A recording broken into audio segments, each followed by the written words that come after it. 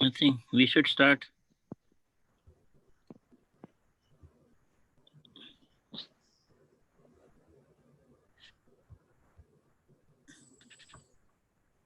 Hari Om. So let us get started. It's 7 o'clock.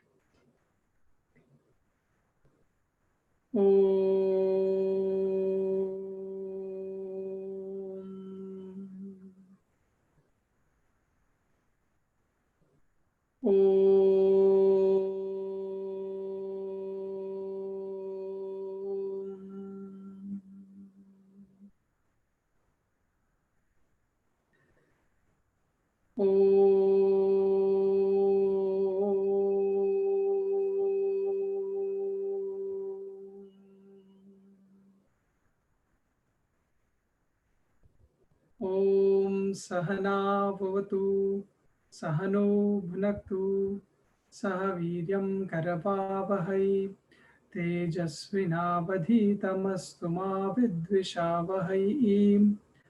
Om Shanti Shanti Shanti. Om Shri Ganeshaya Namaha. Om Shri Saraswatyai Namaha. Om Shri Gurubhyo Namaha. Sadashivasamarambham Shankaracharya Madhyamam Asmadacharya Paryantam Vande Guru Paramparam. Shruti Smriti Purananam Alayam Karunalayam Namami Bhagavat Padam Shankaram Lokashankaram.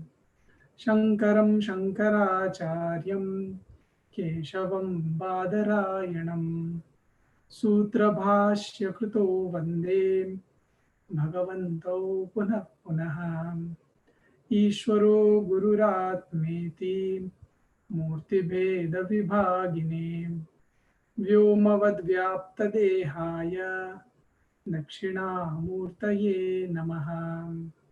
Samasta Janakalyane Niratam Karunamayam Namami Chinmayam Devam Sadgurum Brahma Vidvaram Mukam Karoti Vachalam Pangum Langhayate Girim Yat Kripa Tamaham Vande Paramananda Madhavam Paramananda Madhavam.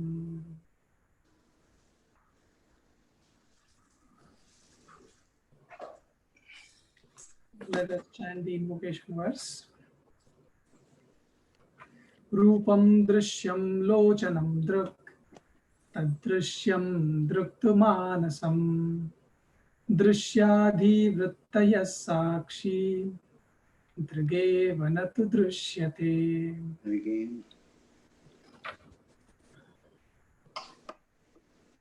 To see our thought flow that we have studied thus far.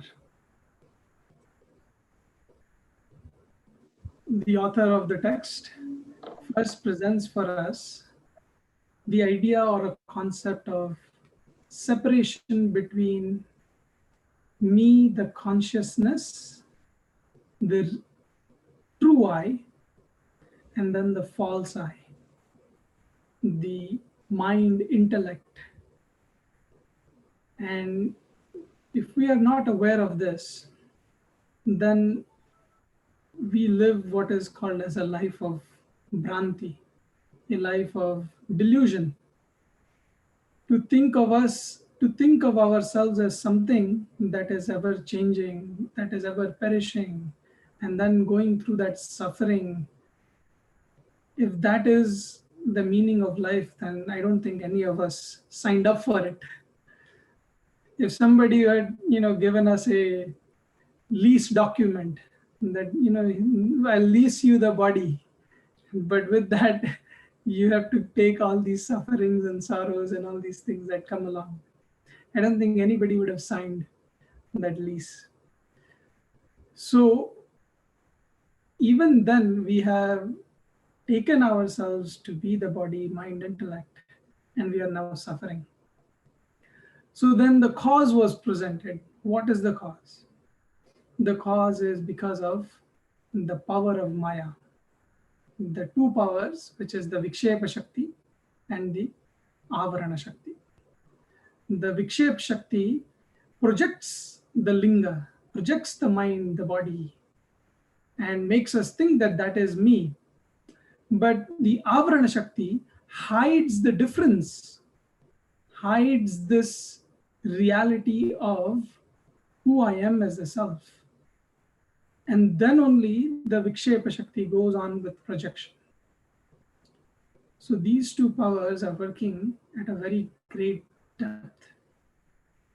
And when we analyze this, we see that anything in this creation can be divided into 5 aspects. The 5 aspects are Asti, Bhati, Priyam, and Nama, Rupam. So Asti, Bhati, Priyam is coming from the reality, and Nama, Rupa comes from the world, the Jagat. And in Nama Rupa, we find the differences. But in Asti Bhati Priya, there are no differences. Meaning from object to object we go, the Nama Rupa will change. But it's Asti Bhati Priya, that will always be the same. It never changes. So, one thing to consider is, do I want to side with the change or do I want to side with the changeless? When I side with the change, I side with the suffering, the sorrows, the ever infinite amounts of little joy.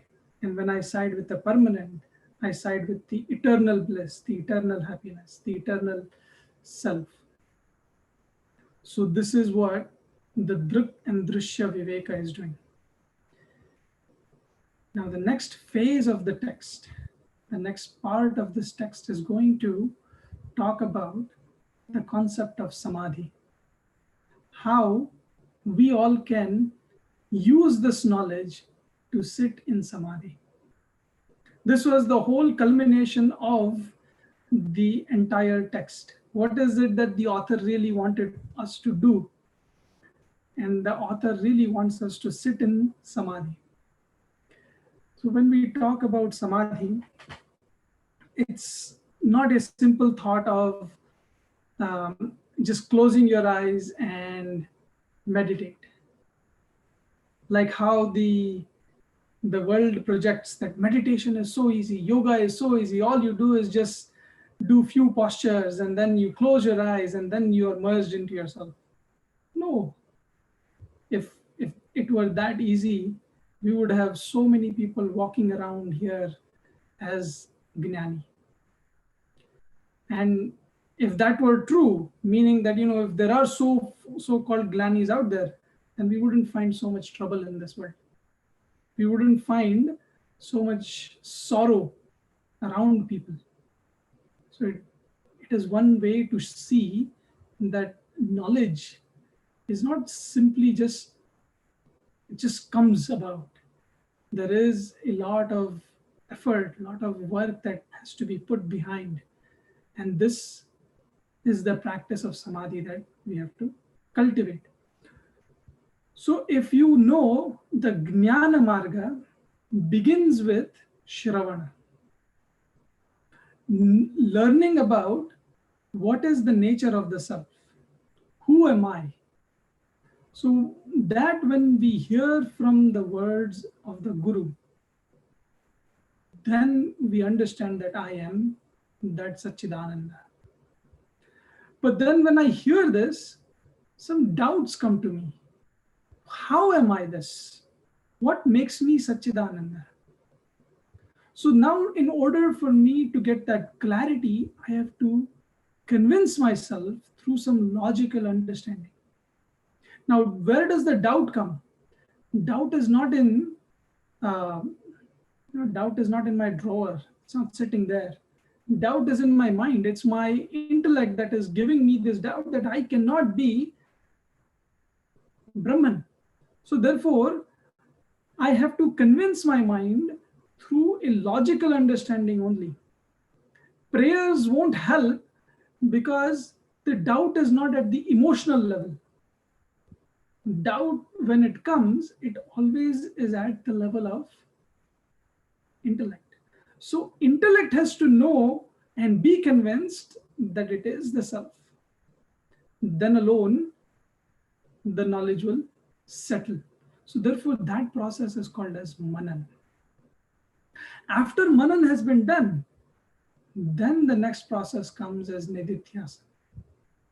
If we sit in meditation, we sit with our eyes closed and focus on Aham Brahmasmi.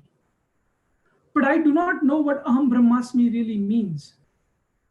Then that type of meditation is not really a samadhi. It is not called as nididhyasana. That type of meditation would be considered as upasana. So one can do upasana. And the result of upasana is not liberation. The result of upasana is swargadi loka. So they get higher loka. Because they're doing an upasana of the reality. So therefore, some result has to come. Upasana is an action. So by just simply chanting Aham Brahmasmi, Aham Brahmasmi, Aham Brahmasmi, without knowing what it is, one gets a result, but not the result of liberation. So therefore, this Aham Brahmasmi, when we say in the meditation, what does it really mean? What am I supposed to be thinking of? What am I supposed to be doing during meditation for the nididhyasana to work? This is what the culmination in thought is. And in order for us to arrive to that, all that was necessary was presented before. You sit in meditation and somebody tells you, go and think about Aham Brahmasmi. Go and think of you are Brahman. Now, if the person thinks of themselves already as the mind intellect, they cannot separate that. Guess what will come in the mind during meditation? They will have the thoughts like Ravana. I have 10 heads. I can do these things. I can get these things. That's the thought will come, because the mind is enveloped in ego. So they will see Aham Brahma, I am this Brahman, I am this reality. So a wrong way or perception will arise, and that won't work. So before one can even go and sit in samadhi, a distinction has to happen between what is Atma and what is Anatma. Who is Druk and what is Drshya. So Druk is that Sakshi, and Drshya is the mind, body, intellect. Therefore, the separation was created by the author first. And to also present that when we say Druk, Druk is Asti Bhati Priya. And when we say Drshya, it is Nama Rupa. Now I can easily separate the two. So Samadhi is the practice of nididhyasana, where a seeker is simply focusing on the idea of I am Brahman, with an understanding, with the knowledge, with conviction. So there will be 6 forms of samadhi that will be mentioned. I will share the slide to show what they are first. We'll talk simply about it a little bit, and then the shlokas themselves will talk about them in depth. But to give an overview of what samadhi really is. Okay. So let me share the screen with you guys. So here we have samadhi, and as the text progresses, the text says that there are 2 types of samadhis. One is Hridi or Antaha, internal. Now, internal is in connection to our body. So when I sit for meditation in with this body, close my eyes, everything that I focus, that becomes internal. So that is Hridaye. So Antaha. And the second one is Bahihi, external. When a person is roaming about in the world. So Bahihi, external also. Now this Hridaye or Bahihi has three categories. Well, actually, I should say they have two categories, and one of them has two more categories, like that. So Antaha has Savikalpa Samadhi and Nirvikalpa Samadhi. And external Bahihi has Savikalpa Samadhi and Nirvikalpa Samadhi. Okay. So Savikalpa, Nirvikalpa, Savikalpa, Nirvikalpa. So whatever is happening in the internal and external, it's the same thing. Just that there are two forms of samadhi.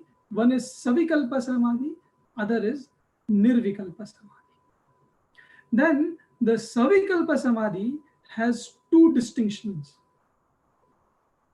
One is called Drshyanuviddha Savikalpa Samadhi, and another is called Shabdanuviddha Savikalpa Samadhi.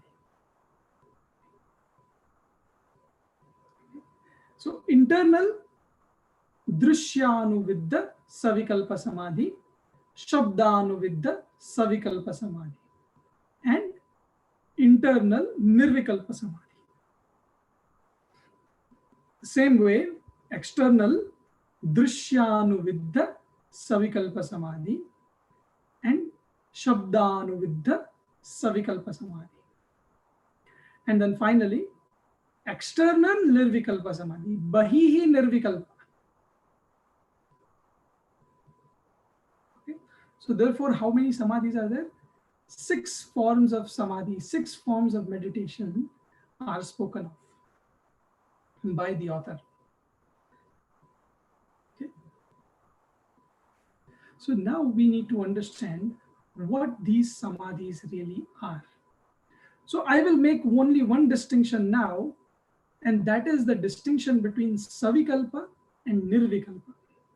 The other distinctions, the shlokas themselves will talk about. So we don't need to go about. Savikalpa is a samadhi where one is putting forth effort. An effort is required for one to do the samadhi. And Nirvikalpa is effortless. Sahaja, naturally happens. Wherever the mind goes, the mind is forced into samadhi. So this is how Nirvikalpa works. And Savikalpa is where you are forcing your mind to go into state of bliss, state of quietude, state of focus. This distinction, with that, let us see the next shloka.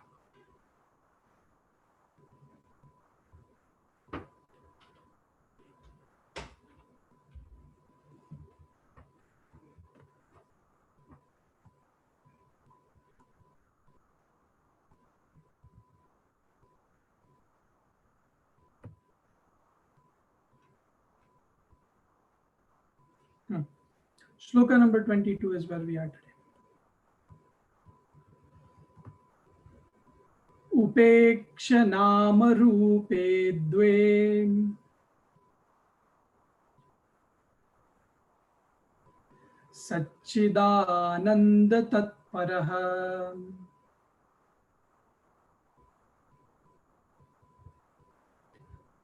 Samadhim sarvada kuryad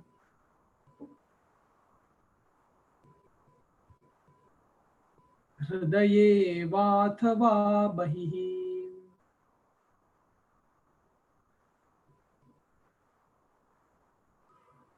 उपेक्ष नाम रूपे द्वे सच्चिदानंद तत्परः समाधिं सर्वदा कुर्यात् हृदये वाथवा बहिः.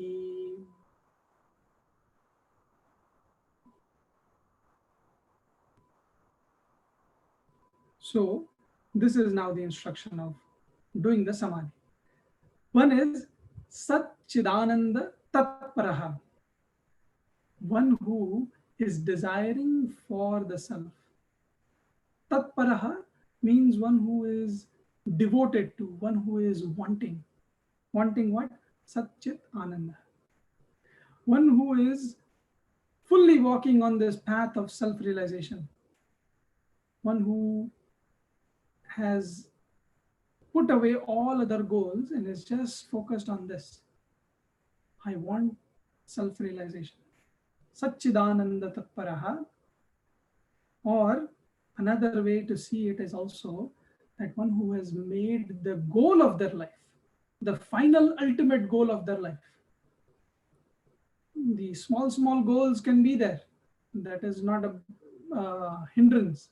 But if only small goals are there and there is no final goal of life, then you don't have direction to walk on. You don't know where we are going. So a person is, like those, that game that had come on, I don't know if you remember, that Pokemon, Catch Your Pokemon. And it was a very big thing on the app world that everybody went crazy. So wherever they saw a Pokemon thing, they started going there. It is like that. If we have only goals in life where we're just running after Pokemons, these small goals, we will not have any direction. We will be fooled by the world to come in this direction or that direction. But one who has made the final goal in their life, the final direction of life, and that is, I want self-realization. In this birth itself, one who is not afraid to say that I want realization in this birth itself, one who is shying and saying, who knows if I will get self-realization in this birth or not, then might as well just, call it as a suicide, because it's not going to happen. Those who yame vaishav brunute tena labhyaha. This is how the Upanishads say that one who chooses the self, such a person alone is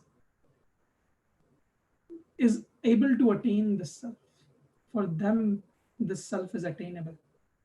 So Satchidananda Tatparaha, we will all have to become this way. We will all have to make our final goal in life is self-realization. It doesn't mean that final goal in life means that I give up everything right now. I put away all my work and I become just a meditator. Sit in the corner of a house and continue on meditating. No, that's not the point. The point is that taking on the responsibility at this time to fulfill those responsibilities, but when they are done, I know where I need to go. I know what I need to do. And this much readiness has to be in all of us. In many times, our Puranas, we find that after living a full life of being a Gruhastha or whatever else they have lived, then the rishis, these kings, they would go in the forest and they would know the knowledge exactly of what to do to put themselves in the state of samadhi. And from there, they would find liberation. In many instances, it has been mentioned like that. So therefore, we have to know the knowledge. We have to know how to get ourselves into that knowledge. Then when the right opportunity comes, we will be able to go there. So Satchidananda Tatparaha, Upeksha, drop, remove. What? Nama Rupe Dve.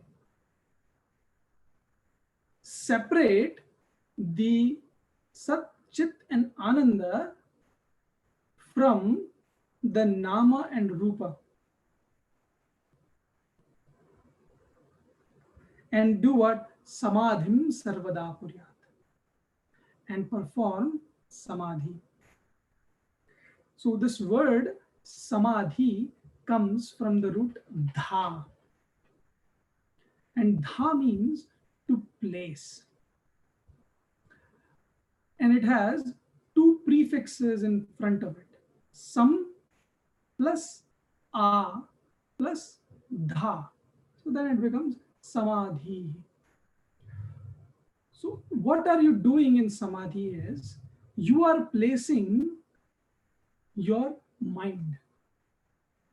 How are we placing the mind? We are placing the mind very well. Some.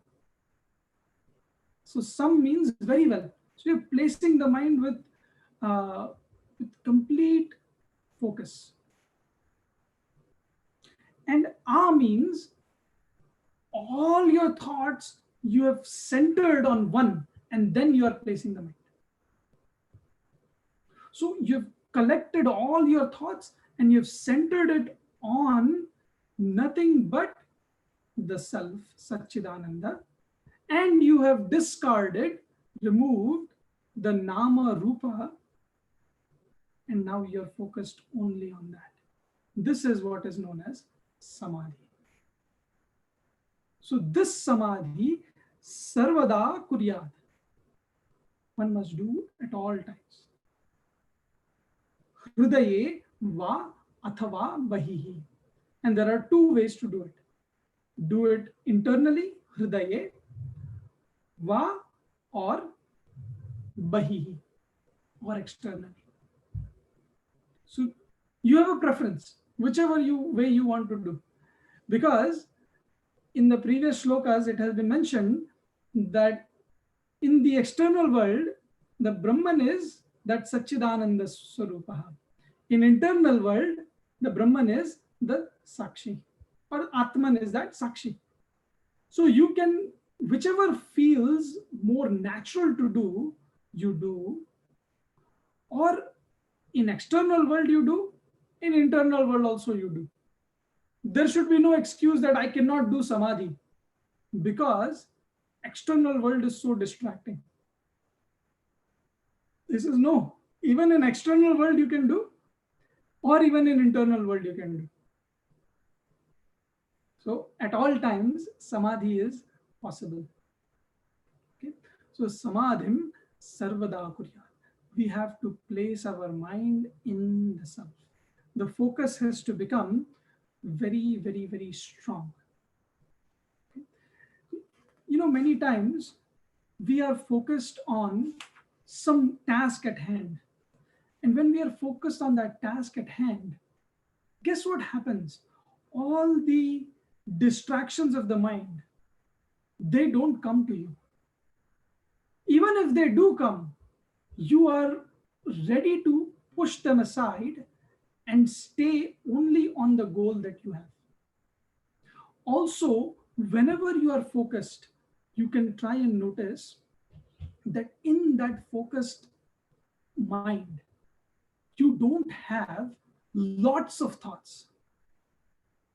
Whenever our mind is focused on something, we don't have multiple amounts of thoughts running through the mind. It is thought of one nature and centered towards whatever that goal is that we are trying to achieve.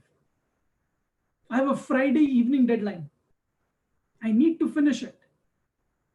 Then you're not bothered about what is happening outside. You're not bothered about what is going to be on the TV tonight. You're not bothered about what time you have to wake up in the morning tomorrow. Because the focus is just one. And therefore, what happens to our thought? Our thought becomes centered, and centered on that goal, centered on that idea. This is what is Samadhi. Now, instead of being focused on the deadline for the Friday evening, we are focusing now on Satchidananda. We are focusing on the self, the reality. And This is what we should do at all times. So now, what is this samadhi in internal world? How does this samadhi work? So let us go to shloka number 23.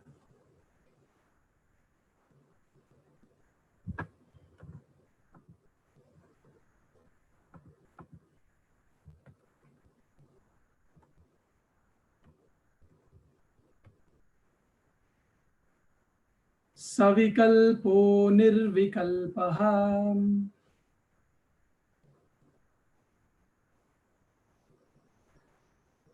समाधिर्द्विविधो रुधि द्विविधो रुधि दृश्य शब्दानुवेदेन. Actually, it is incorrect. It should be Drshya Shabdanuvidhena Savikalpah Punardvidham.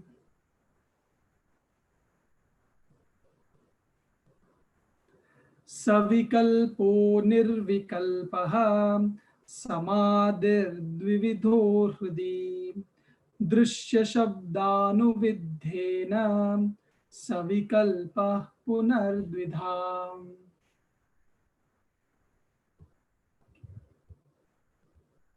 So let me again share this chart. So two types of samadhi. Savikalpaha, nirvikalpaha. Samadhi dvividha hridi. Dvividha of two types, samadhi. So there are two types of samadhi. One is called the savikalpa samadhi and the other is called nirvikalpa samadhi. Okay, and where is it? Hridi, in the heart.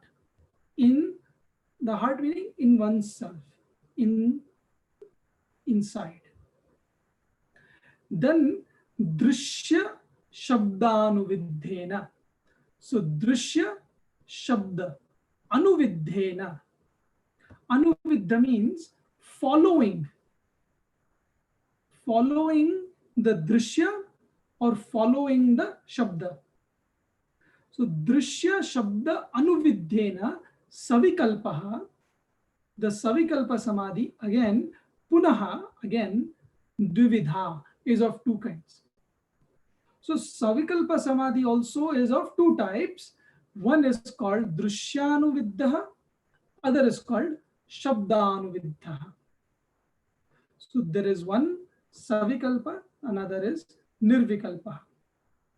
So there are three types of samadhi already mentioned. Now let us see what is the first type of samadhi. The author will himself define for us what this samadhi really is. So let's look at next slok.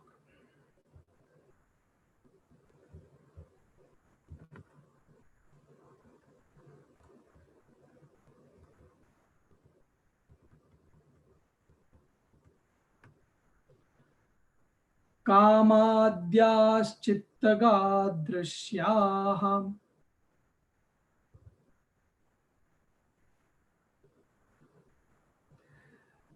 तत्साक्षित्वेन चेतनम्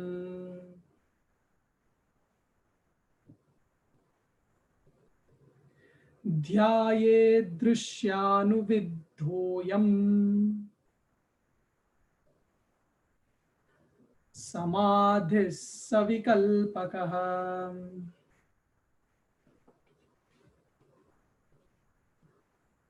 कामाद्याश्चित्तगा दृश्याः तत्साक्षित्वेन चेतनम् ध्याये दृश्यानुविद्धोऽयम् समाधिः सविकल्पकः.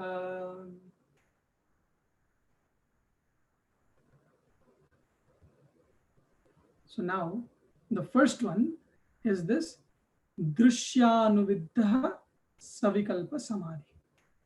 What is it? So, if you remember, one of the shlokas, it was talking about what is the mind? What is the nature of mind? Mind is that which brings about all these different types of thoughts. So, kama. So, kama is desire. And adhyaha, meaning etc. So, everything that was mentioned in the previous shloka about what is the nature of the mind. So, uh, you know, Hrir, Bhir, Dhir, Ittevam Adin. Like that, the nature of the mind was spoken of. So, Kama Sankalpa, Sandeha.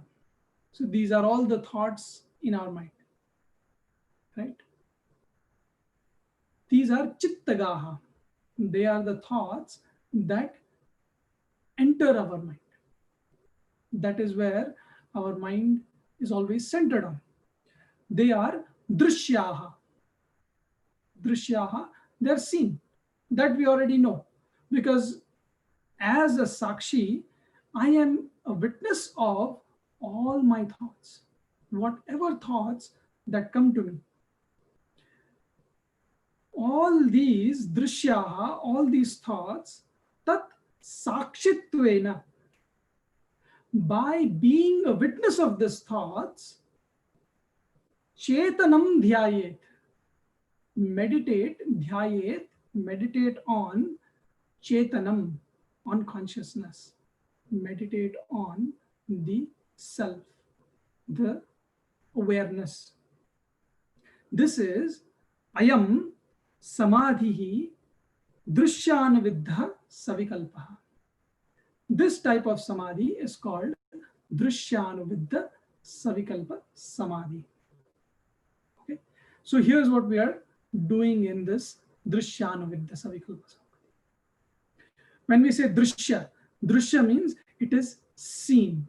We are easily able to see our thoughts. We can never deny this, because moment I separate from the action of thinking to simply being aware of the thought, I can recognize that I am the awareness and I am not the thought. I'm not the one who is thinking, but I'm the one who is aware of the thinking. I am not the one speaking, but I am the one aware of the speaking. I am not the one listening, but I am the one aware of the listener, of the listening.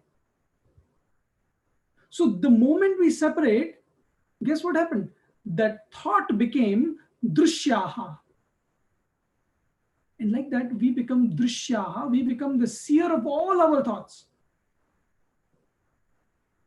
Okay. So anuviddha, following this, what we are doing is we are separating the thoughts from the awareness, and then in the mind we are focusing simply on the awareness. Okay. Separate our mind from our awareness and stay with the awareness and not with the thoughts. Let the thoughts pass, but we stay with the awareness. Okay. For example, you sit down, you close your eyes, and you sit for meditation. Okay. And the first thing that comes to mind is, my body is paining. Okay. Body is paining. I think I did not sit in a proper posture. Okay, fine, you adjust your posture. Then the next thought comes, I feel a little bit thirsty. Should I get up or not? Then you say, no, I am sitting here for meditation. I should not. Okay. Then another thought comes is, oh, I don't know today if I'll be able to do meditation. Last night I didn't get much sleep. and I still feel a little tired. What a night I had last night. Just too much. I don't know if I should do that every night. What did you do last night? Oh, I was watching a movie late. So therefore I couldn't, I don't know if I am ready for meditation. But yet I have to do meditation because I have to do meditation. Like that, all these thoughts can come. Okay. But if you are prepared for meditation, then the moment you sat and the thought came, my body is paining. You tell to your mind, who is thinking this, that the body is paining? It is the mind that is telling that the body is paining. I am not the mind. I am the awareness. I am the light which is allowing the mind to reveal this thought. There is no pain. The pain is experienced by the mind. Now, if it is really discomfortable, you do adjust. And I'm not saying you don't adjust. You can adjust. But if the posture and everything is fine and it's just the mind's way of playing tricks on us, all we have to do is separate the thought and say, well, look, I am the awareness. I am the one who is seeing the thought appear in me. And then as soon as you catch the thought, as soon as you become aware of the awareness, that thought will disappear. Then the next thought comes. I feel I am thirsty. Again, you bring this thought in mind. I am the awareness. And if I am the awareness, in my light, this mind is presenting the thought of thirst. What is thirst? I am not thirsty. So I am that awareness which is aware of the thirsty mind. But I am not thirsty. You separate again the thought. Where are you focused on? You're focused on consciousness. You're focused on the awareness. So Chetanam Dhyaye, that's what we're doing. We're focusing only on consciousness. Mind is presenting all these different thoughts. Again, then the mind presents a thought. I had a very nice time watching the movie last night. But who watched the movie? I didn't watch the movie. I am the awareness. The mind saw it. Mind is the one enjoying. Mind is the one who is happy. Therefore, I have nothing to do with that joy.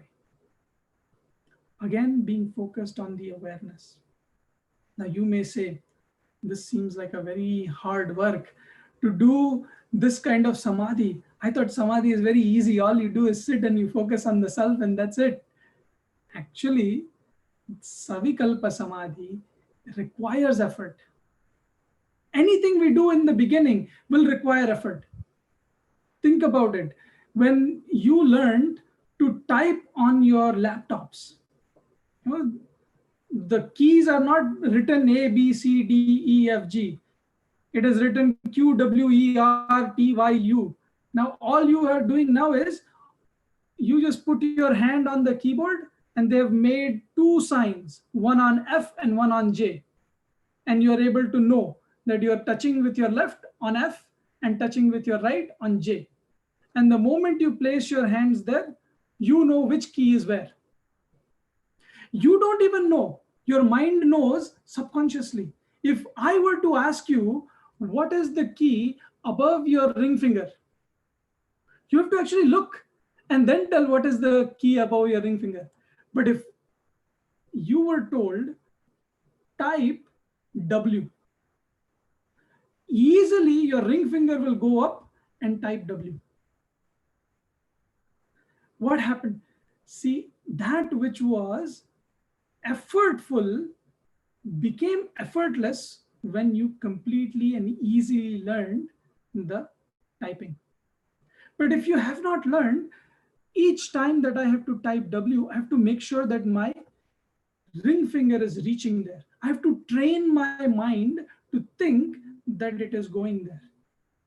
If I don't, then its learning is not happening, right? So effort is there where I am trying to train the mind in seeing the consciousness. I'm making the mind become more aware of the awareness. And awareness is my nature. So that is all I am doing. I'm letting the mind drop the baser thoughts, those thoughts which are adjoined, which are combined with the Vishaya, with the objects. If I look at the thought about my body being discomforted, that thought is joined with the body. So because it is joined with the body, it is a Vishaya thought. And that's why it is a baser thought. But the awareness behind it is not a baser thought. It is my reality. And that's what I am being focused on. That's what I'm drawing my attention towards. Similarly, thirst. Again, it is a baser thought. Similarly, the experience of the past, the anxiety of the future. All of these are nothing but baser thoughts. Kamadhyaha, our desires. Sankalpaha, sandeha. All of these are our baser thoughts. And what are we doing? They are chittagaha drishyaha. They are seen. And because they are seen, previously it was mentioned, that which is seen is subject to destruction. And that which is seen is not my nature. Therefore, the author brings here again the idea of they are drishyaha. And because they are drishyaha, they are not me. I am the Sakshi. I am the Chitta Swarupa. So therefore, my focus and attention goes on, I am the self. And this way, one practices Drishyanuvidya Savikalpa Samadhi. Okay. All right. Let's pause here. And if there are any questions, we can go through those. Or if you have comments, do share.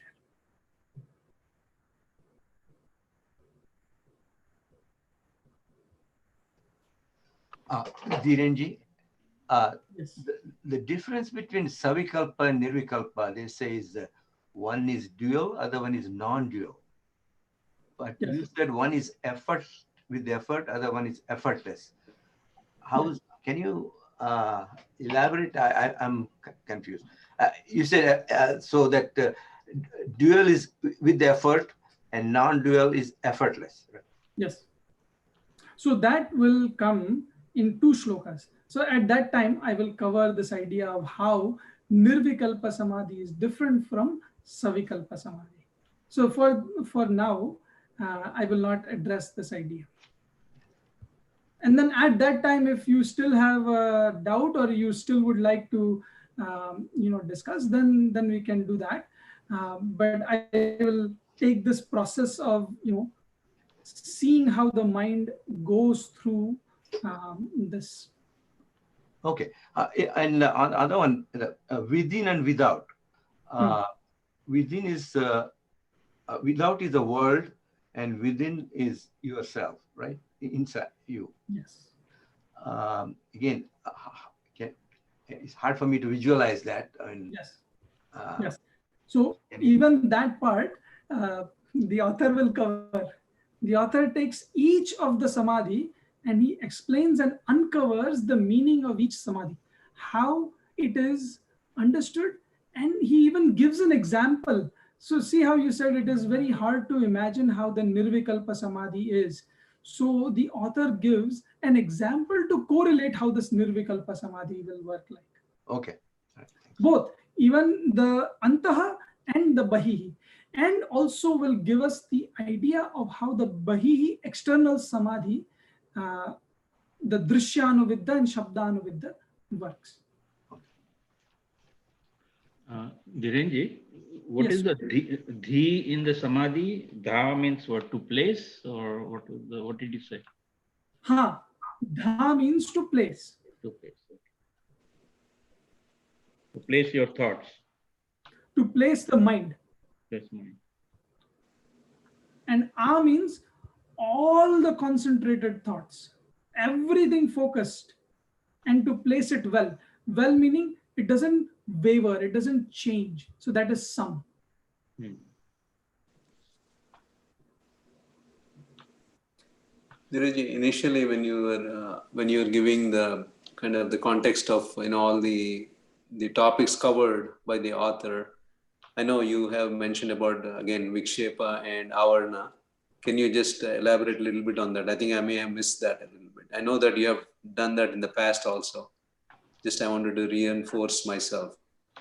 What is the Vikshepa Shakti? What is the Avarana Correct. Shakti? It's Maya, right? Maya is Ah, presented in those two Shaktis. yes. So Vikshepa Shakti is the projection, correct? So it makes us see that which is not the reality. It makes us see other than the reality. Like how a rope is, but on rope we see a snake. So the reality of the rope is covered. So because it is covered, the power that was covering is what we call as the Avarana Shakti. Mm-hmm. But when it is covered, it doesn't mean that I don't see anything at all. It's not that I don't see rope, but I also see nothing. I see absence. That is not the case. So on top of that rope, I am seeing snake. So the projecting power is that power which allows us to see something on top of it that is not the reality. So Vikshepa Shakti is the cause to bring about names and forms. But Avarana Shakti is the one that veils the Satchit and Ananda. So Avarana first veils the reality, and then Vikshepa throws on it the Nama Rupa. How internally does it do that? Internally, what it does is it makes me think that what does the Vikshepa Shakti do? It makes me think that I am this body. This is not me, but I have projected now on me that I am this body. Look at our thoughts. Our thoughts are identified with the object, and then we have a thought moment. But then what do I say is, I am this thought. This is the Vikshepa Shakti. And how does the Avarana work? The Avarana is simply saying, I do not know myself. I have not recognized who I am. And that is apparent, that is clearly understood when I take myself to be the body or take myself to be the mind. And how does this Vikshepa and Avarana works in the world? So it is like how we mentioned that there are differences seen in the world, and that differences are of the Nama Rupa that is created by the Vikshepa. But the Avarana is that I'm not seeing them as Brahman. I'm seeing it different. So Brahma Sarga, the difference of the Brahma and Sarga is not clear. Thank you. Yeah, it's very clear now.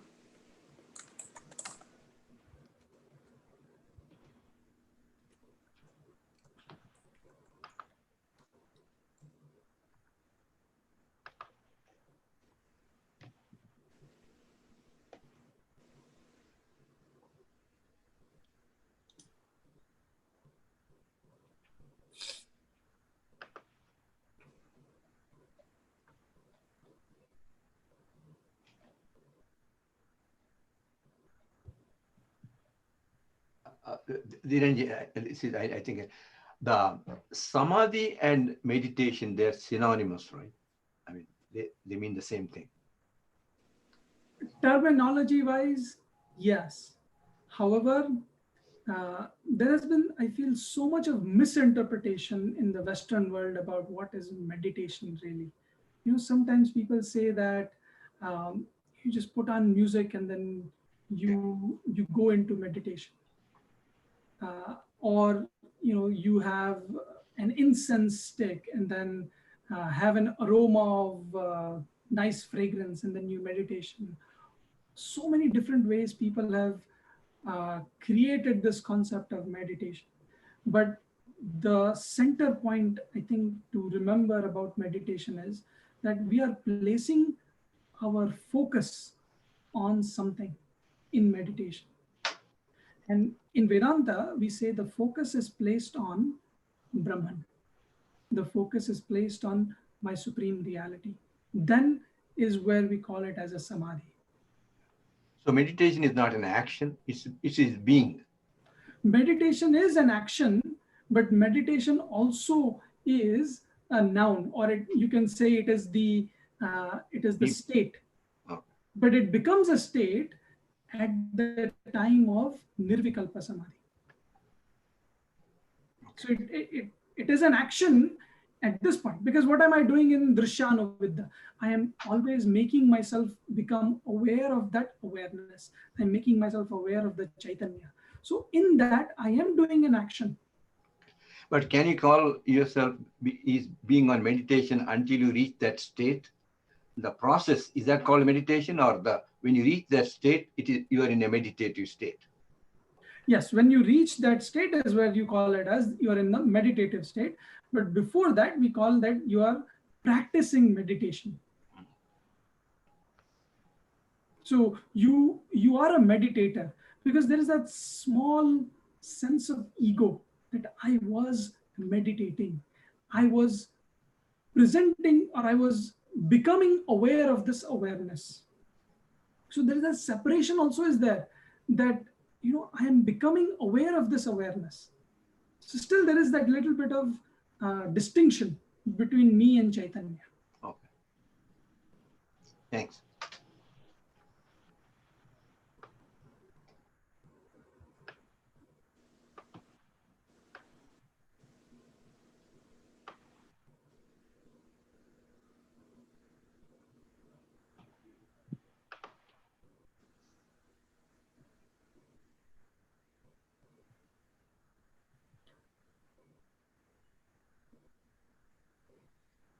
Okay, so if there are no further questions, then shall we conclude for today?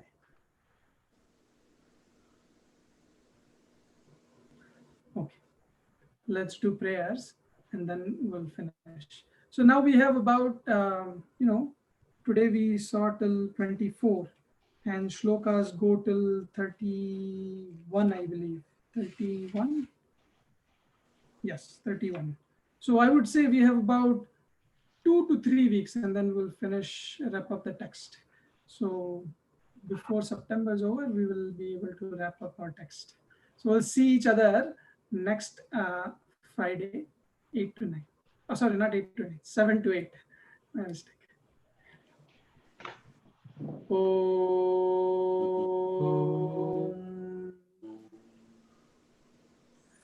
Purnamada Purnamidam Purnat Purnamudachyate Purnasya Purnamadaya Purnameva Vashishyate. Om Shanti Shanti Shanti. Hari Om Shri Gurubhyo Namaha. Hari Om.